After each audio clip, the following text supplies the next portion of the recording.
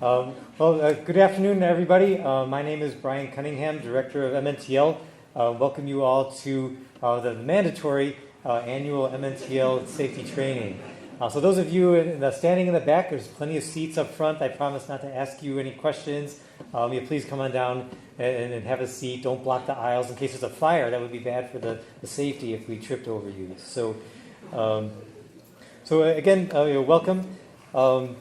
Our purpose here today is to introduce you to some of the MNTL staff working to protect and ensure your safety and to give some of the annual information.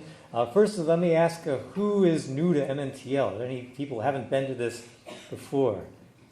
Yeah, so many people new. So welcome to MNTL. Let me ask, who here is an undergrad student? Many undergrad students. And then, of course, we have the old and wise graduate students. Yes, you know who you are.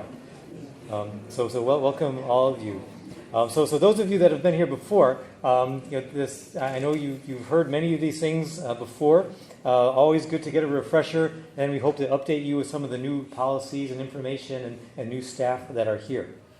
So we are extremely fortunate to have such an excellent facility here at the University of Illinois to do our work with semiconductors, with biology, all under the same roof. There are very few, if any, places that have all the capabilities that we have. As I visit your other campuses, I see the things that they have, the lab facilities they have, how they train and work with the students. And I think since we do have such a large number of students coming through, and we do have so many hazards to deal with, it is important that we communicate the safety and stress the importance to each of you. Even though MNTL is a wonderful place, it's also a place of lurking with many dangers. We have toxic gases, we have explosives, we have flammables, we have acids and bases. And if that weren't enough, we also have viruses and bacteria and bloodborne pathogens. And so these things are very serious, and you can be seriously harmed by making a mistake working with these things. And so it is so important that we train you, that you follow the procedures, the policies, and use our facility infrastructure correctly. We do really care about your safety, and that's the reason why we have the staff here, the building itself, all the things in it, and the staff here to help train you and to enforce the rules. Another thing I'd like to say is that as all of you that are working in experimental research are going to encounter safety issues wherever you go in your career after this.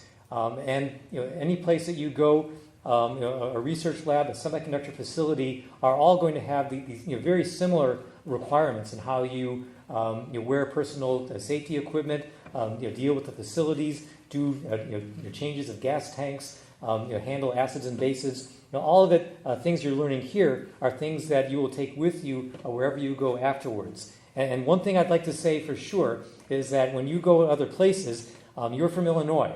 And I'd like to think that those of you that are going to other organizations, companies, other schools, will learn how to do good safety here, and that you'll take that knowledge with you and be one of the people point to and say, oh, that person from Illinois, they knew what they were doing. They know how to work safely, and they're not just someone running around like a bull in the china shop, breaking everything and putting everyone in danger. So you do represent Illinois wherever you go, and I want to make sure that you do that very well. Today, the staff will introduce some new things to you. They'll introduce themselves. They'll remind you of some things you have heard before, maybe you've forgotten. So one purpose is to refresh your memory. I'd like to just put in a few words of advice before we get into today's program. First, again, these are practical things I'd like you to really keep in mind working in the lab. If you're in doubt about something, if you're not sure if you should push that button, if you're not sure if you can pour this into that, if you're not sure about something that you're about to do, ask about it. Ask one of your senior group members. If you're an undergrad, ask one of the graduate students. Ask one of our staff that are there. They're there to help you. And so if you are in doubt about something, you should be sure before you do it and to ask before you take that step. Also, there's many resources to learn about, especially if you're dealing with chemicals. You can consult the Materials Safety Data Sheet. The MSDS, for example, is always there. We have them online for you to look at. It actually does have the information. It tells you about safe handling, toxic levels, and so on. So do consult that. That's what you would really do in the actual real world after you leave the university. And the second thing, if you observe someone doing something that you think is unsafe or that you know is unsafe, don't just turn your head and walk away. Say something. Let that person know you shouldn't have that material outside of a fume hood, that you shouldn't have this thing lying on the floor. You shouldn't be throwing that material into that waste container. You let them know if you see something that's going on. Don't just let it be. You step in and politely and in a collegial way, let them know the correct way to do it. Third thing, a lot of mistakes happen when someone's in a hurry. I know that many times we're multitasking. Maybe you have your Twitter account in one hand and your beaker in the other hand. I sure hope not. We all have a lot of homework to do and things to deal with. But please don't be in a hurry when you're working in the lab. Really dedicate yourself to the task at hand and take the required amount of time to actually do it right. Again, many things happen when someone is trying to rush through something or trying to do too many things at once. The final thing I'd like to say is when you're working in the lab, you really need to be mindful of what you're doing.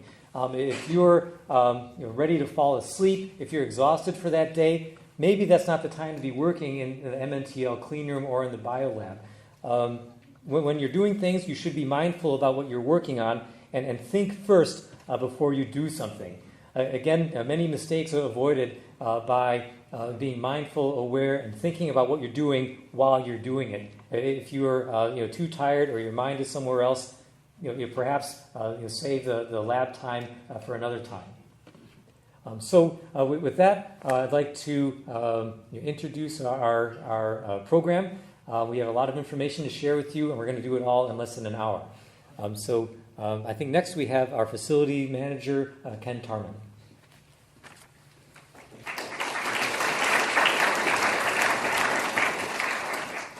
Thank you, Brian. Yes, I'm Ken Tarman. I'm the facilities manager at MNTL, and I'm going to get ready to actually introduce you to the rest of the staff here today. So, without any more delay, see if I can get the laser to work. It does. We'll start with the business office staff. We have Nandini, who's the Senior Financial Operations Manager, and I don't think she's here today. I'd be surprised. Tasha Chambers, who's Account Tech 2. Kelly Foster, who's the Office Manager. Meredith Gladdy, who's the Clerk. And then there's Mary Power, and I saw Mary out there.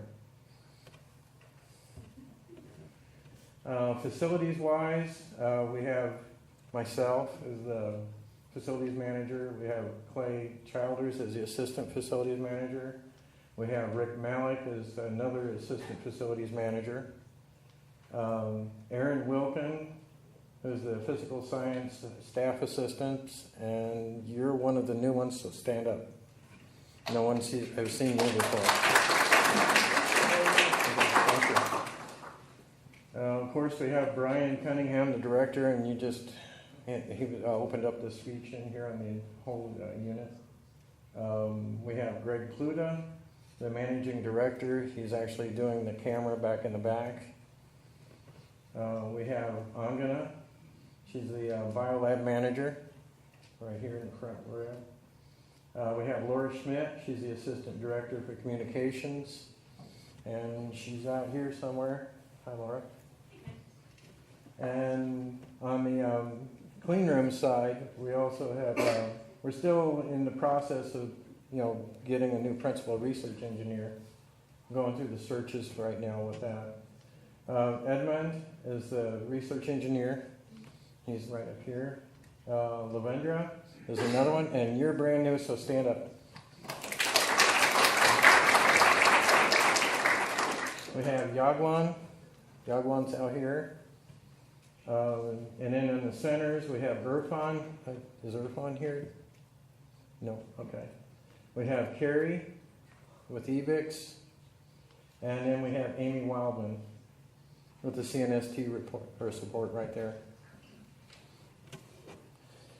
Okay, so looking at it that way, there's a lot of different things that we all do daily for you.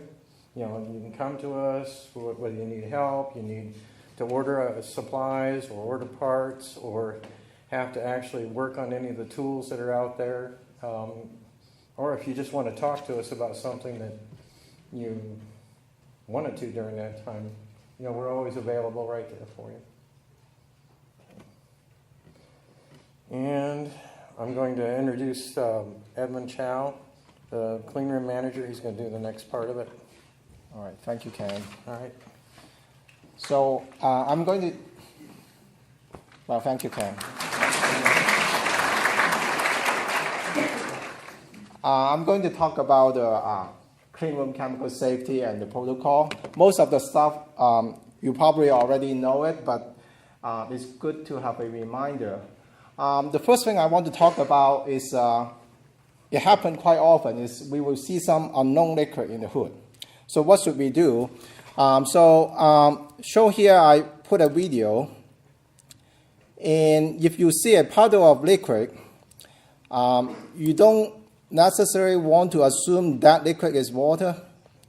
You should use a pH paper to test it, and if it's red, you know it's strong acid.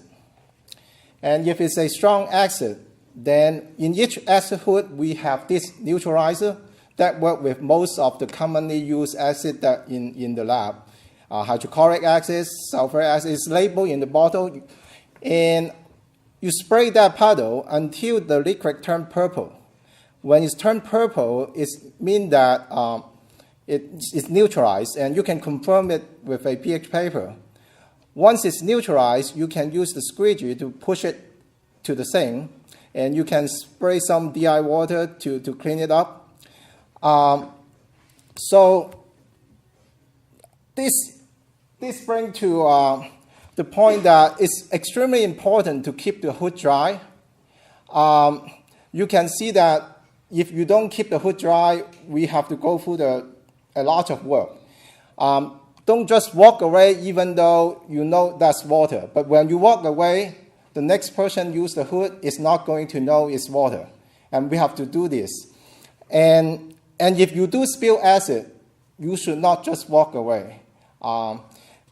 If you are not sure, like Brian said, try to contact the staff, and maybe some senior student like Sin has been very helpful to keep the Gen Chem lab running well. So if you spill water, dry it up. If you spill acid, try to follow the procedure I just described. If you are unsure, you can ask for help. At least call someone. Don't just walk away. And the next thing I'm talking about, and the truth is, it's very difficult, much more difficult to handle something that we don't know. So knowing what it is helps a lot. And that brings up to the next topic, is to label your chemical. Labeling your chemical only take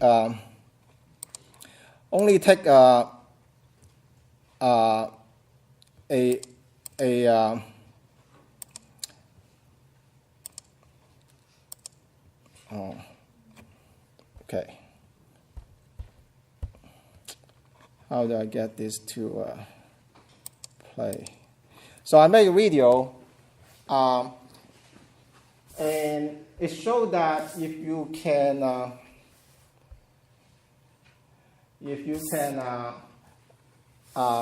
it only takes 20 seconds to label the chemical, and if you do not, I guess I messed it up. But if it's very important to label the chemical. If you forget labeling the chemical, I mean, even you only use it for 5 minutes, you think you will come right back, still label it. Because I have seen people many times that are trying to use the chemical for 5 minutes and go do something, get distracted, and never come back. and you just leave a beaker that we don't know what it is, and we have a lot more work to help dispose those chemicals. So it takes you a few less than a minute, so please label your chemical whenever you use it. So I guess I couldn't play the video because I messed up that pointer thing. Let me see if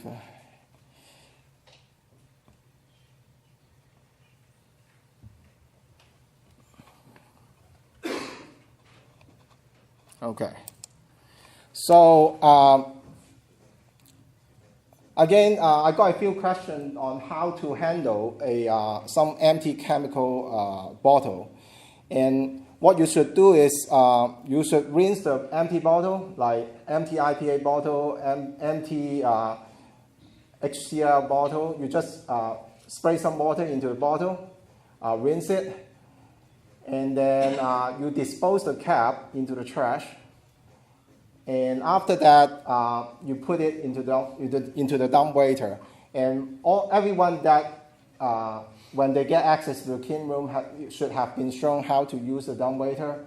And you put that put those rinsed empty bottle and just send it down to the basement. When you use up the chemical, when you need to order chemical, you can call the control room 244-4479. Try to call a little bit ahead of time in case our staff cannot get the chemical right away. So usually if you see the chemical is almost empty, try to call the number and get the chemical. Another thing I want to mention about the safety is use our online reservation system. In general, we should always reserve the tools so that some people won't try to use it during the time you try to use it, and we have a record. And it's especially important when you use the tool that has toxic gas associated, like xylene. And the reason is we based on the reservation system. When you reserve the tool, we check the toxic gas, and from that we pull the information. At any moment of time, we know what gas is being running in the lab. In case of emergency, the firemen know what is going on.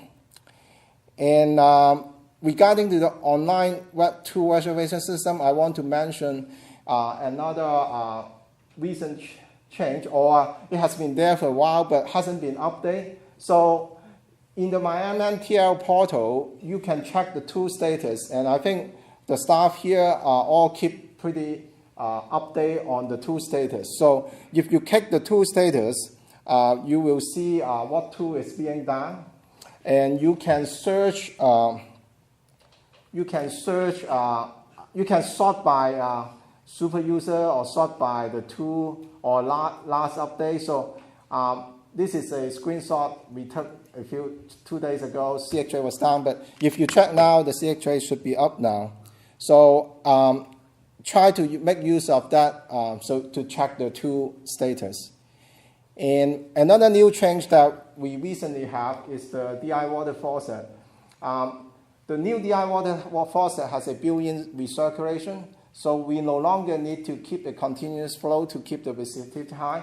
So if you do see people running DI water, or you see someone keep the faucet open, try to close it to save money, to reduce cost. And if you see someone running it for a long time, try to remind them we no longer need to do it, and that will be helpful. And same for the clean room wipes. I saw a lot of people still grab a lot of clean room wipe. I know it's take an extra 2 seconds to peel the one piece instead of picking up the whole stack, but those are costing a lot of money. And if everyone can just spend a little bit extra time, like 5 seconds, then we can save a lot of money for the lab.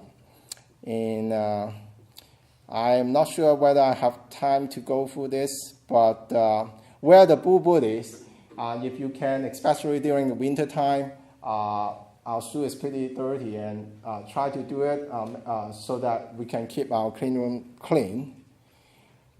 All the video that I just showed on YouTube. And if you search YouTube on MNTL Cleanroom, you will see all the training video, like some training video on equipment, some training video on chemical usage. So I guess that's all I have. Happy processing and be safe. Thank you.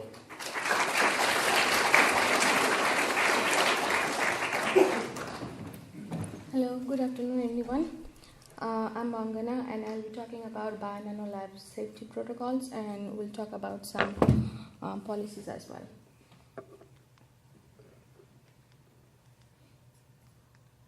Okay. Personal protective equipment, that is your lab coat, gloves, safety glasses are must while working in the lab.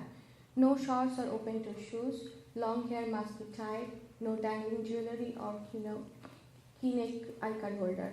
No smoking, drinking, eating or chewing in the lab.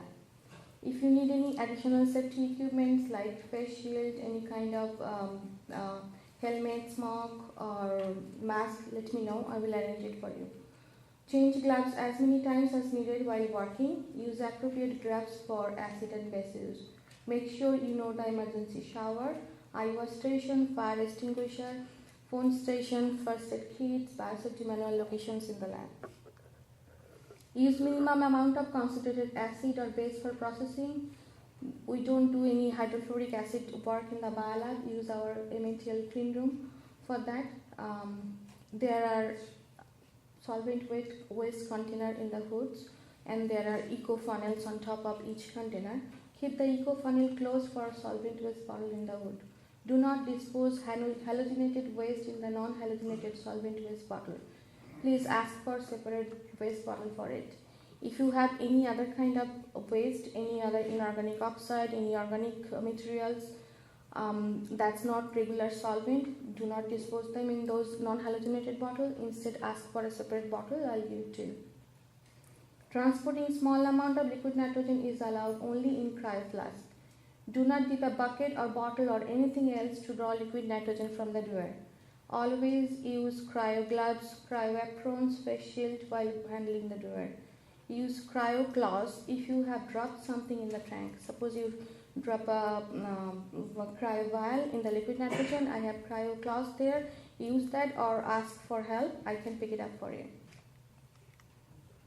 Our biolabs are BSL-2 labs. We don't work with any BSL-3 or BSL-4 materials. Special training and permits needed if you want to work with toxic, allergen, pathogen, any BSL-2 material, virus, bacteria, or recombinant DNA, and all those kind of things.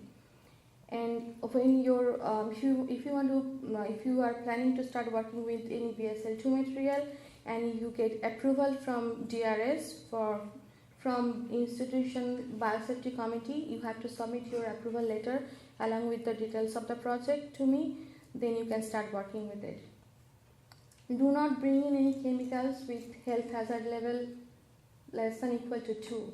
I am sure you all have seen this this diamond. This is NFPA diamond, National Fire Protection Association diamond. In that diamond there are 4 little diamonds. The blue diamond is for health hazard, the red is for flammability, the yellow is for radioactivity or instability, or any and the white is for any specific reactivity.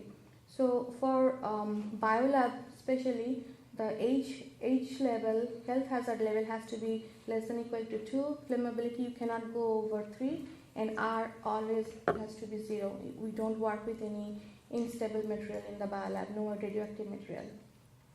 And one more important thing that you always have to remember, this is a visitor policy that we have in biolab.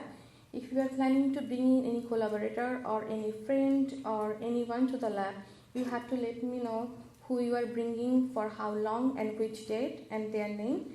Then get a permission and then bring them in. And while they are in the lab, your visitor, you always have to be present, and visitors are not allowed to work hands-on at any point of time. Use appropriate trash container to dispose your waste. This is something really serious. There are 4 different kind of trash cans available in biolab. It's a regular trash can with black liner, biohazard orange bag, biological sharp container, that is a red box, plastic box, and broken glass disposal box. In biolab, we just assume that your waste can be infected. So before you throw anything to the container, always think twice where you are disposing it. Anything biohazard should always go in the orange bag. Anything not biohazard, definitely it's going to the black liner. But if you have a sharp container, any sharp razor blade, scalpel, cover slip, or needles or syringes, even though they are plastic made, they always go in the red sharp container. Please always remember this is so useful to dispose stuff in the proper appropriate container. I have seen many times people are just students are disposing plastic biological pipettes in sharp container, red container. So this is like a do's and don'ts. Always dispose this thing in the sharp container and do not never dispose these plastic items, light bulb, paper material, pipette tips, plastic pipette, aerosol can in the sharp container. Ventilation valves, even though they are glass made, they don't go in the sharp container. They go in broken glass disposal box or in regular black liner. Only if it is infected, contaminated biologically, then you can dump it in the bio bag or sharp container. These are the prohibited items for broken glass disposal box. Even though thermometers are glass made, they can have mercury in there, so do not dispose them in the broken glass disposal box. Liquids, fast-food pipette, glass made, we often make this mistake. They are glass made, but they don't go in the broken glass. They go in the sharp container. In the lab, I have a list on top of each sharp container what goes and what doesn't. So please think twice before you dump anything in there. Okay, label your primary and secondary container. This is very important. Always when you get your primary container from a vendor, write your PI's name on it and receipt date and the first open date. And when you are making a secondary solution or you are making something secondary from that container, write full chemical name, user initial, and date prepared. Concentration is not always important, but if you can write it, that would be great. Label every tube or container if you are making any solution, even if it is for short period of time. Culture flask in the incubator, you have to remember this is a shared lab, and I have multiple users for the incubator. So your culture flask should always have cell line's full name on it, your initial and date prepared, passage number if known. And always this is so important to write it down so that if somebody is leaving any dead culture behind, so that we can catch that person. Do not leave behind any dead culture. If you have contamination in your culture flask, that can contaminate everyone's work, and we don't want that to happen. So please always clean up when you are done. Any box, bottle, container, in cryo flask, in freezer, in 4 degree, -20, -80, anywhere, should have current student's name on it and should have date on it. If I find something that doesn't have date on it or any current student's name on it, I can discard it anytime. Okay, and routine decontamination and spill. Always have to remember, if you break a bottle that has a liquid chemical in it, okay, first thing you have to do, you have to alert your co-workers. There are signs like wet floor, that kind of signs. Put that on, let the other people around you know that there is a spill there, and then get tongs, broom, dustpan to pick the glass pieces, dump them in the broken glass container, and then use our spill kit. There are absorbent mats, absorbent pillows there, use them, and then ask us, call me or anything, I can help you clean up. And if you have a biological spill, if you have small biological spill, then use 10% bleach solution, freshly prepared 10% bleach solution for 10 minutes. Then wipe it off with regular paper towel. Always remember that paper towel do not go in the bio can. It goes in the regular trash can because it has chlorine in it. If I put that in the autoclave or sterilizer, I might have an explosion. So always remember that any paper towel with bleach on it should go in the regular trash can. And then follow it up with 70% ethanol or 65% IPA. Okay, and if you are not comfortable cleaning up any major spill, and if it is a huge one, you don't know how to clean up, and definitely that's my phone number. Call me, knock on my office door, I can help you clean up. and what to do when there is an emergency. You all know that you have to call 911, and this is the number for campus police.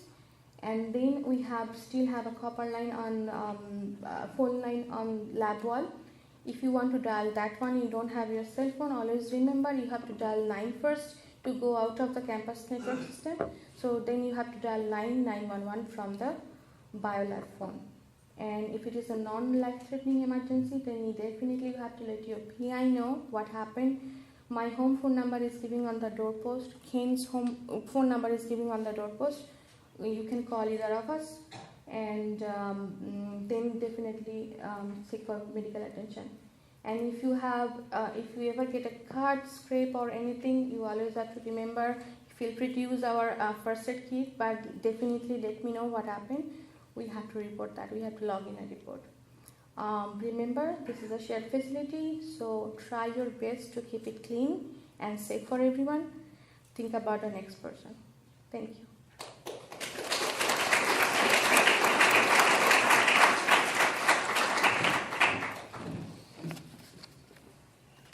Thank you, Angana. Now we're going to talk a little bit about active shooters, safety monitoring in the labs. You've heard a lot of the active shooters in the news all the time, and it seems like it pops up everywhere.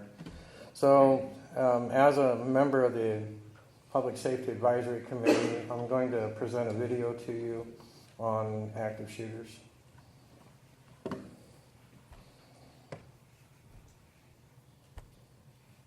In every conceivable emergency, you have options. Run, hide, fight. If you choose one or more of these, you increase your chances of surviving. You should be thinking about the various responses available to you in times of crisis. Let's take a moment to review them. The first option available in many emergencies is to run. Take some time to learn your exits before an emergency situation arises. If you can safely provide assistance to others who need it, you may do so. Once you are out of harm's way, stay out until you are told by emergency personnel that it is safe to return. You should not hang around in the area to take pictures because you could still be in danger. If you cannot or should not run out of a building during an emergency, it would be wise to find a safe place to hide. In case of severe storms, go to the lowest interior part of the building, away from windows. Just like before, it is important to become familiar with areas around you that would be helpful when you need to hide or seek refuge. If you find yourself outside when an emergency situation arises, proceed to the nearest protective shelter. For active threat situations, if running is not an option, you should find a place that can be locked or barricaded. Make sure you are not visible through windows or doors. Any noise may draw attention to your location, so make sure to silence your cell phones and stay quiet. Do not come out of your hiding place until you have received an Illini alert advising the situation has been resolved. As a last resort, and only if the life is in danger, you may choose to fight to increase your odds for survival. Take a moment to identify objects near you that can be used as weapons to defend yourself. Pins, fire extinguishers, scissors, hot coffee, glass items, belts, chairs, etc. This action also distracts the shooter and allows time and opportunity for police to act. Ultimately, it is up to each individual to take responsibility for their own safety prior to and during an emergency. Remember, choosing the most appropriate response strategy, run, hide, or fight, will increase your chances for survival in any emergency situation. The University of Illinois would like to thank you for your attention and wishes you a safe semester. Okay, thank you for listening to that. It gives you a little more opportunity to know what to do, in case we do have an active shooter on campus. Now we'll go on to monitoring, video monitoring. You probably noticed recently that there are cameras in the clean rooms. They're there for your safety. In fact, you'll notice that just about every clean room has one in there, right there on the picture, right there. These are monitoring 24/7. They're actually there for safety. They're not for anything else other than that. Your privacy is totally safe with us right there. In fact, anything that we would look at that it does end up serious right there, it goes to the director for his decision on the whole thing. So it's not any regular staff member's decision on what we do on the videos themselves. but I can assure you there's just there for safety itself. And what I'll do now is turn it over to Clay, and he'll talk to you about chemicals entering the building. Thank you. Thank you, Jim. Good afternoon, MNTL lab users. I'm glad you're all here. We've passed another year. Well, some of the stuff I'm bringing up is brand new, and we're going to try to get a little bit of control to chemicals coming into the facility. So if you go to the My MNTL page, the bottom where the red arrow shown has chemical inventory. If you click on chemical inventory, it will bring you to this page. You'll have 3 choices: clean room lab, biolab, or general purpose labs throughout the facility. Click on the appropriate choice, and it will bring up this page: the online form to fill out for ordering it, the sample template for the SOP, an example SOP, contact information for the clean room in this case, or the biolab or general labs. There's also a link at the very bottom for MSDS base. It's a very involved base. Do not mistake that for being it's okay to bring any chemical in that base list into the building. That's why you have to fill out the online form. If you click on the online form, it'll bring you up to the NetID login and password for your Active Directory. You log in, it'll bring up your PI information needs to be entered. Your University of Illinois email address must be entered. And then what is the chemical name? Then you'll get to what is the location of the chemical going to be stored in. You have an up and down scroll list. Clean room, biolab, or building lab in the facility. Size of the container that you plan on ordering. The expiration date of the chemical. If you don't know the expiration date, on average, it's 1 year from the date of order. It can be adjusted later. The main thing is you have an idea of what you're working with and why. MSDS, you find it online, you save it to your computer, you browse to the file on your computer, attach it to the section number 8. The SOP, once you filled it out, and you'll need the MSDS so you know what goes in that SOP. Attach it to the file and submit it. If you have any questions about it, feel free to contact me. I'll be glad to work with you on it. A lot of things have been covered today as far as biolab and clean room and general lab safety. You'll notice that some of them overlap. You're working in a shared facility. Look around you. There are a lot of people using a limited amount of space. When you get to those hoods, clean them up. Be respectful of the people that work after you. Never leave a hood crowded with unnecessary paper towels or glassware. Once again, label your glassware. There are little plastic sheets. You can fill out what's in there. When you're done, wipe it off, put it back in the holder. Just don't leave it laying in the hood. Take responsibility. We're all adults. We're all professionals. Do not dispose of chemical waste in an already filled up waste bottle. This I have seen myself many times. Look at what you're doing. Pay attention.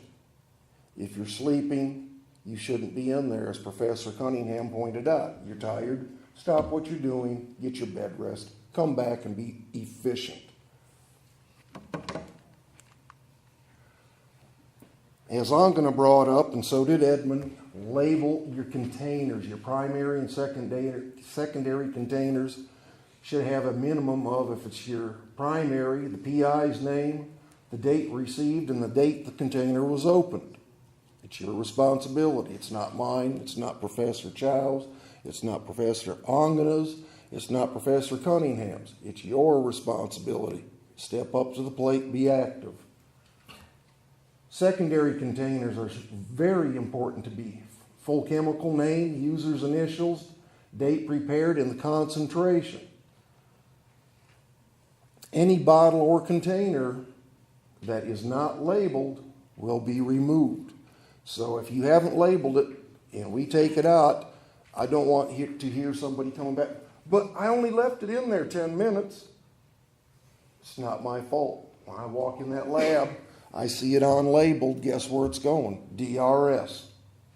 It's safety. I don't know what's in it, and nobody else in this room except for the one person that sat it there knows what it is. Once again, it's step up to the plate, be responsible. Be responsible for the work that you're doing in that shared lab. And last but not least, no diesel fuel, no gasoline, or no fuel oil is allowed in the facility. Any questions on it, contact us. We'll be glad to talk to you. Next comes up building alarms. I thank you very much for letting me go over that. Once again, if you have any questions, feel free to contact me.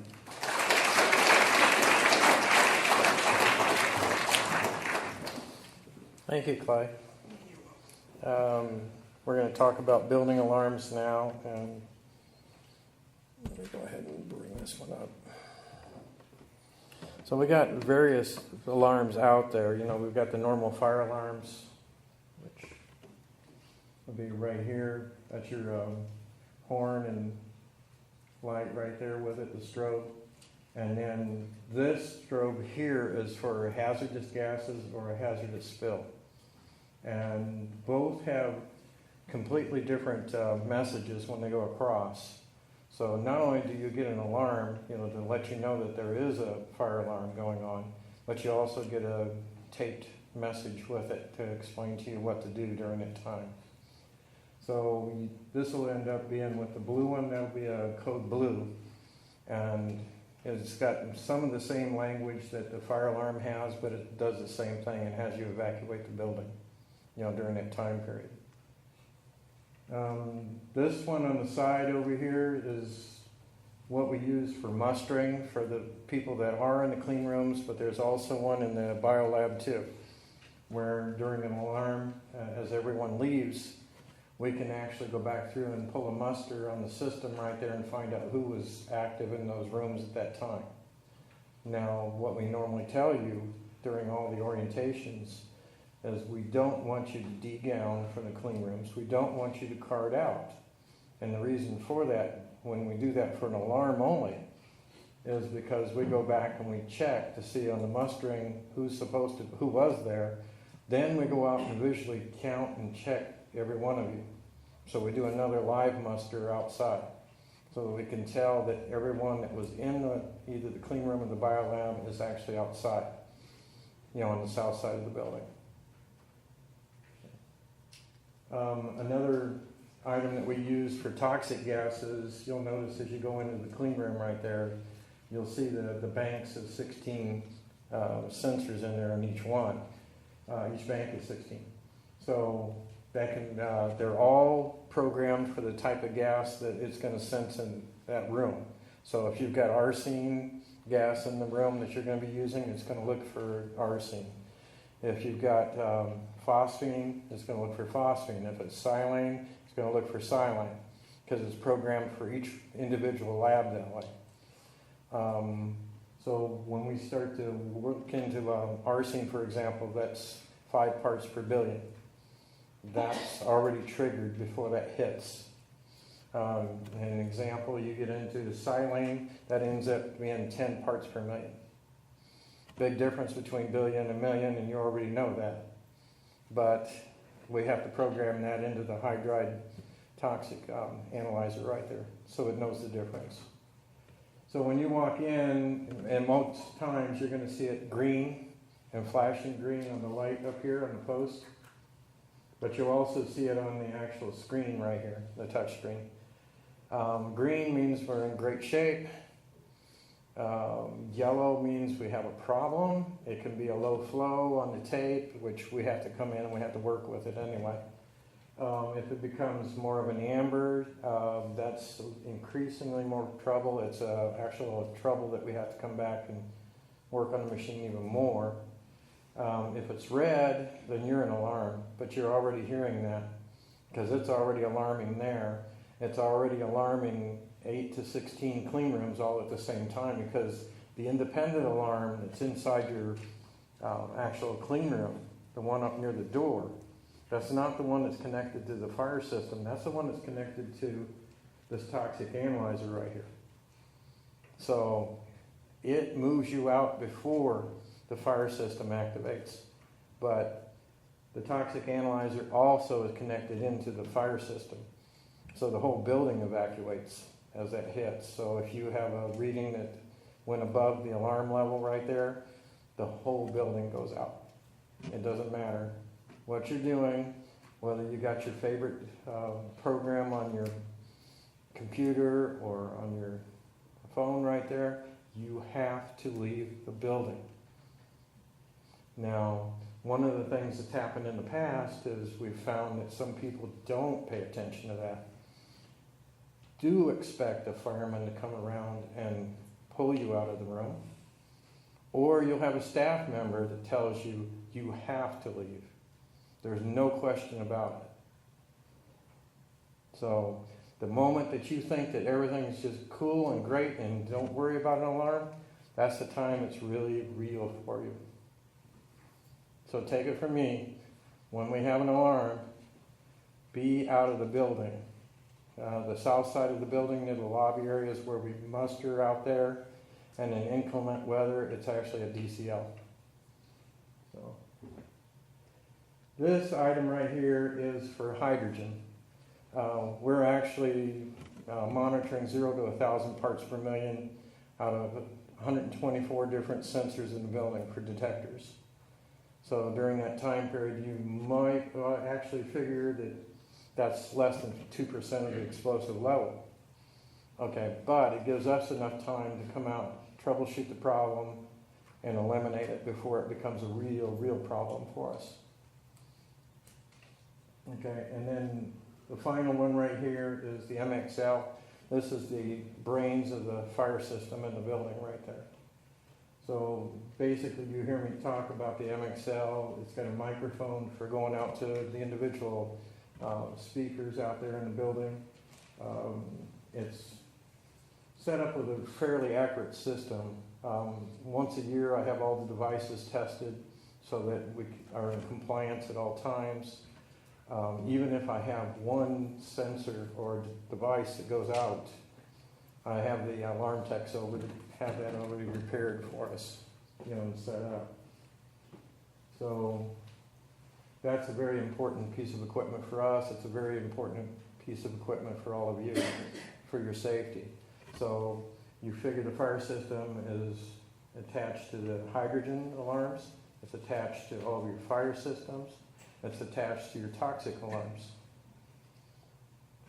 It does a lot of job, or a lot of work for itself right there. So all of the facility staff is trained to work with this, with the exception of our newest member, and we're bringing them up to speed now. But we actually are the liaisons for the fire department. So when the alarms hit, you're going to find one of us out on the south side of the building. You're going to find one of us already headed up to the control room, and another one that's kind of looking down the hallways to see that everybody left. So that's something to keep in mind right there. That we're trained to do that, and we do that every time we have an alarm. We have to determine whether it's a false alarm or a real alarm, and we have to make sure that everyone is out safely. So if you see us pushing you out the door, usually if you see me, don't follow me. I'm going back into it because that's my responsibility. But if you see the other guys either outside the building or in the hallways, they're going out on their way out. So, okay.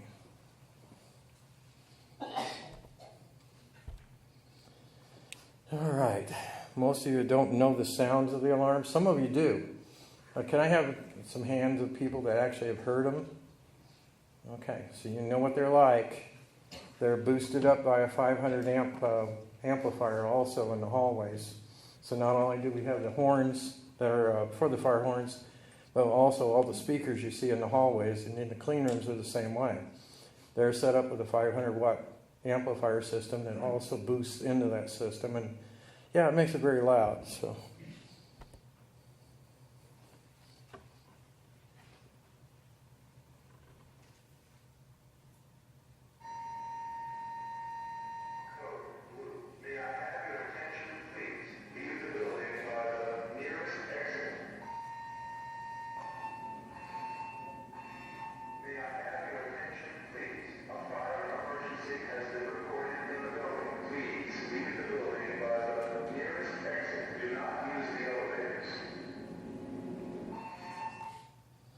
When you're actually in the building, it's a lot louder than that. In most cases, you can't really think very much. You're just wanting to get out of there just to get away from the noise.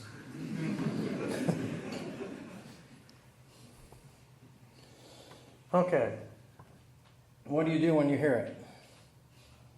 Well, first of all, when we go into the egresses, which we'll see the maps later, this is where we actually have the mustering area right here for everyone. So this is where to aim to go. You know, I'll show you where the exits are, the egresses are, but this is where you need to go. This is where we're going to look for you. Now, if it's inclement weather, we're going to look for you over here in DCL. So you just go inside the door and then you're out of the weather. It's not a problem. In fact, DCL is the same way. They're told to go back our way. I don't know if the safety officer for DCL is here today or not. No. Okay. But we have an agreement both either way on that. You know, if it's inclement for them, they come back over to our side.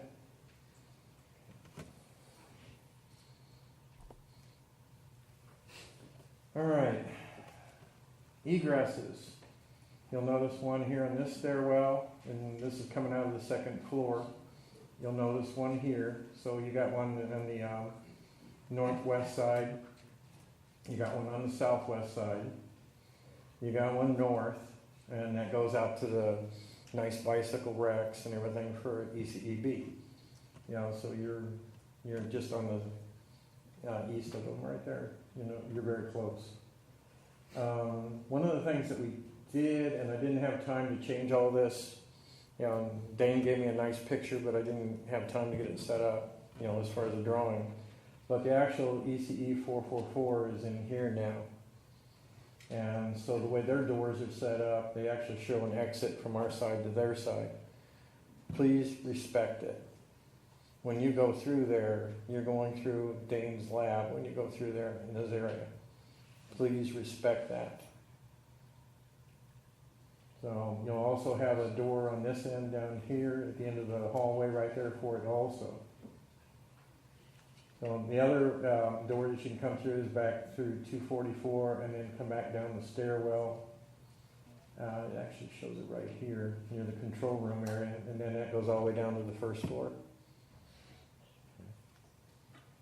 And then, of course, the gathering area is on the south lobby area right there.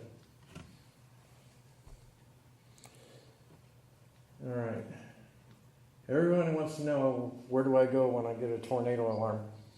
And this is the time of the year, and it's getting really close to really having a lot of activity. So one of the things that we tell you in the orientation is that this hallway in the first floor is your tornado shelter or your storm shelter. What happens is the doors on the side right here, this end and this end, they can close, but also remember that one of them unlocks for you. So they have two crash bars on the inside that can open up, but one of the doors will always be able to open up so that if they're closed, you can go in there during that time. There are the same hallways on the second floor and also on the third floor if you're caught in between there. Now, I don't want you running down through the stairs when you got glass shattering everywhere. So that's why the other two floors have the same thing. But once those doors are closed, at least you've got a better chance of faring out this storm that way. Well, thanks very much, Ken, I'm going to, Edmund, for sharing all the safety information. And just a word, and we're finished. Almost, you guys leaving early. I noticed that many people checking their cell phones and text messages during the presentation. Really, I'm a little sad to see that. Even though safety information not always the most exciting, it is very important, and we really hope you do absorb the information, make it part of your working day at MNTL. So please be safe, ask us questions if in doubt, and do excellent research, accomplish great things out there. Thanks very much.